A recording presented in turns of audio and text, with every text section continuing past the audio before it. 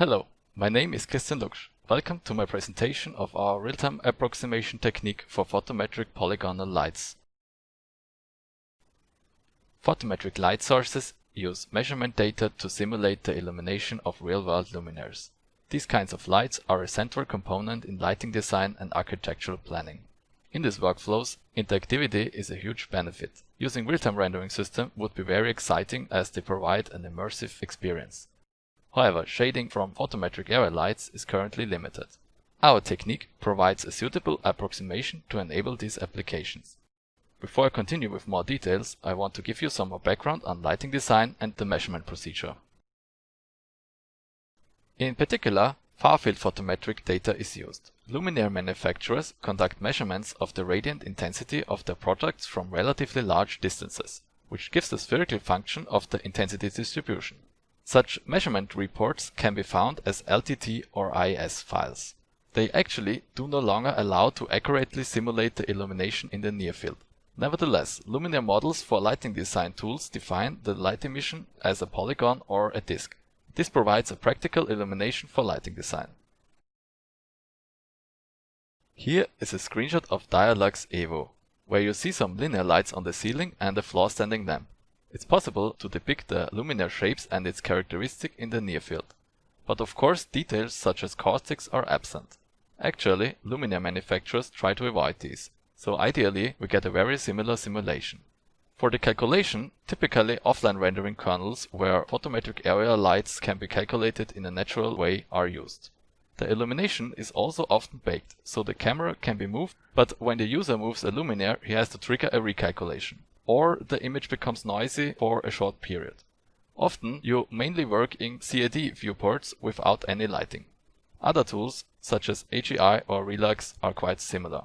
This is totally in contrast to the workflow elaborated in game engine editors with a "what you see is what you get" metaphor. Real-time rendering systems have improved drastically over the last years and adopted physically based rendering with very convincing image quality. Here you see such a system that we have developed in a research project that uses a fast global illumination baking system in combination with selective blending to a real-time preview during interaction. Unfortunately, there is a huge visual difference as photometric lights switch to a point representation. Simplification of the visibility can be accepted, but a consistent near-field illumination would be very helpful when adjusting the luminaire placement. There are already very efficient solutions for diffuse area lights, but arbitrary emission profiles are a challenge.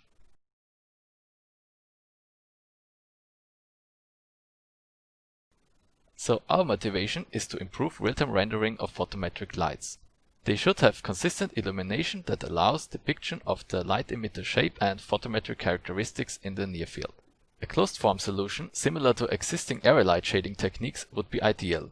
Our technique focuses on polygonal lights with a low number of vertices, as this seems to be the most important use case. The smoothed illumination in the near field should make an approximation possible. First, let's have a look at how the rendering equation of a photometric area light is defined. For simplification, we have already excluded the visibility and assume a diffuse emission, with ρ divided by pi moved out. In difference to diffuse area lights, here the polygon defines a field where the light is emitted from with the measured radiant intensity. You could also say that we need to calculate the illumination from a collection of point lights equally distributed on the polygon. We also make the illumination independent from the actual size of the polygon by dividing by the area A, as the photometry defines the absolute emission. As you can see, we have a division by the squared distance to the point on the polygon. In order to increase the effectiveness of our approximation, we transform this to a hemisphere integral. This is usually the preferred strategy as it makes sampling more efficient and uniform viewed from the point to shade. So we project the polygon to the hemisphere and integrate the radiance LE over the subtended solid angle omega. In case of a diffuse light, LE would be constant and could be moved out. With a photometric light, it is dependent on the incident direction omega I, and it's derived from the radiant intensity by dividing by the area A and the cosine of the outgoing direction. One issue in this formulation is that it no longer allows the expression of light emission within the plane of the polygon, as it degenerates when projected and the dot product becomes zero. We can also expect numerical artifacts close to the plane when the photometric light should emit in that direction. It's actually not that uncommon that photometric lights emit within the polygon plane, but it turns out that this issue can be worked around by some tweaks. You can find the details in our paper. So we have the simplest possible expression to calculate the shading from our light. As we strive for a real-time approximation, it would be only reasonable to use a very simple scheme. Therefore, we will take a look at two techniques used with diffuse area lights. The first is structured sampling. The idea there is to approximate the integral with uniformly spaced samples. If we use the corners and the center, this works very well for diffuse light. Doing the same with a directed emission, the sampling pattern becomes visible close to the polygon. This is not very pleasing. However, at medium distances, we already get a much better approximation than that from a single point. We only need to find something better for the very near field. Another technique approximates the illumination from a single dynamic point, called the most representative point. This point is constructed using spatial heuristics and is depending on the point to shade and the light orientation. Ideally, this gives the average of the illumination. As you can see, it works very well for diffuse lights. As there is only a single point, it's always pattern-free. Unfortunately, with a directed emission, there often is a noticeable gap or offset in the illumination. The intensity is also biased towards the one value that is sampled from the photometry. We experimented with both approximation techniques in all kinds of variations. One observation is that the closest point is the most important for depicting the shape of the light emitter in the illumination, but of course it becomes too bright. It became clear that we need a strategy that combines the strengths of both. Our approximation technique uses fixed samples, in particular the corners of the polygon, to cover the entire integration domain, together with the closest point as dynamic sample to reflect the shape of the light emitter in the illumination. The only question is, how do we calculate the integral with arbitrary samples? Or more precisely, what are the proper sample weights? One solution is to build a triangulation and perform a piecewise integration that we will refer to as Cubature. Ideally, you would use a Delaunay triangulation, but actually any triangulation can be used. We decided to build a triangle fan around the closest point. In case of complex polygons, this will always provide a valid triangulation. This is how the cubature looks in general. It's a weighted sum of the average function values at the triangle corners, and the weight for each triangle is the spherical axis or solid angle. So if we put in our shading equation, we get this. I've shortened the expression and restructured it to the radians times a geometric term. This can now be calculated straightforward in a pixel shader.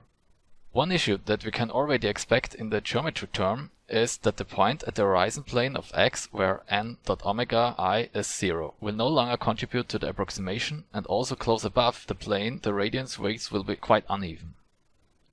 The resulting illumination will then look like this. Note that I've moved the polygon even closer to the ground to emphasize the issue. You can see a drop in intensity here. If the polygon would touch the ground, the near field would even become completely black. Nevertheless, this is already a huge improvement. So let's go back to our cubature. We chose to modify it slightly. We decided to separate the calculation of the average triangle function value to the product of the average radians and the average geometric term. And this is now the final shading calculation of our approximation technique. One case I did not mention so far is where the polygon is only partially above the horizon plane of x. We handle this in the overall shading procedure by first clipping the polygon to its visible part. This might introduce an additional edge or degenerate to a single triangle. In any case, the triangulation will provide appropriate weights. Back to the scenario from before. It now looks absolutely plausible. In direct comparison to the reference, it's a bit too bright and the illumination outline is too wide. But without, you might not be able to tell the error. One of the most important properties is that we do not see any discontinuities. With this dataset, we have actually already chosen one of the more challenging ones. Let's see how our approximation performs in a variety of other scenarios. This photometry has some noticeable spikes. With our approximation, you can see some structure in the near field.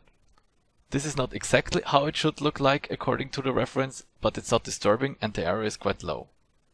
The way we decided to implement the cubature is absolutely robust when the polygon intersects with a surface in all kinds of orientations. The next luminaire emission looks quite smooth, but actually the spherical function is somewhat rectangular when viewed from the top.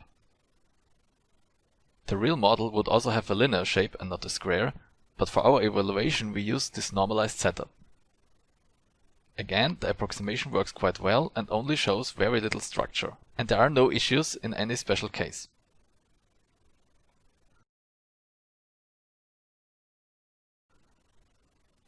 Now let's jump to real lighting design scenarios, where the luminaires have an appropriate geometry and the emitting polygons are modeled accordingly. This line tick has a very thin shape and is one of the extreme cases. When moved parallel to the wall, limitations of our approximation become visible and some irregularities can be seen. Our method only combines a few samples, and when the closest point moves along, intense changes in the measurement data will produce a pattern. The panos looks flawless.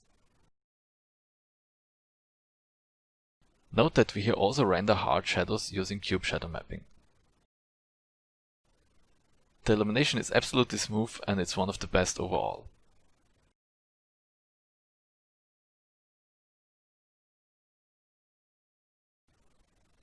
Next, we have a luminaire that also has a weak emission in direction of the polygon plane wrapping all the way to its back. You can see some illumination on the ceiling.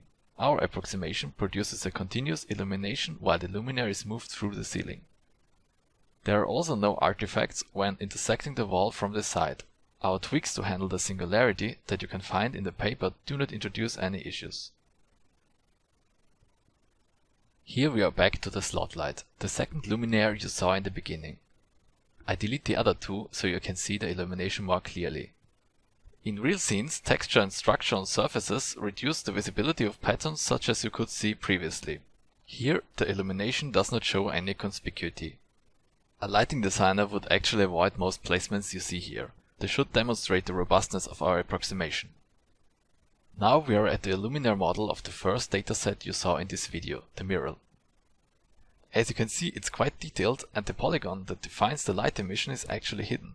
So when we move it close to the wall, there is an inconsistency between the model and the illumination. This is the best rendering that we can get out of a photometric measurement, and absolutely sufficient for lighting design. There, the major concerns of lighting designers are that illumination levels on tables and floors are met, and that the spacing between luminaires is sufficient to create a uniform illumination. Our approximation finally provides a solution to enable real-time systems to be used for this kind of application, allowing a completely interactive workflow. Last, I want to show some performance numbers. The times were measured in the most simple possible setup, without visibility and no tone mapping. The baseline is a single fixed point representation. Our approximation runs at reasonable additional costs. Shadow mapping and other effects typically used in real-time rendering application would usually make most of the frame time. At the bottom you can also see times of a Monte Carlo method with 8 solid angle samples, with and without denoising. This also runs more than fast enough on an RTX 2080 Ti. I refer to our paper for more details. To conclude my talk, our approximation enables real-time rendering systems to be practically used in lighting design and other applications with photometric lights. We have demonstrated that our method works robust and without disturbing discontinuities on a large dataset. It's also easy to integrate in a rendering pipeline as it does not require any additional passes or preprocessing. In our paper we also propose an extension for specular shading based on the linearly transformed cosine technique. Thank you for your attention. Follow the link below to find a demo and supplemental material.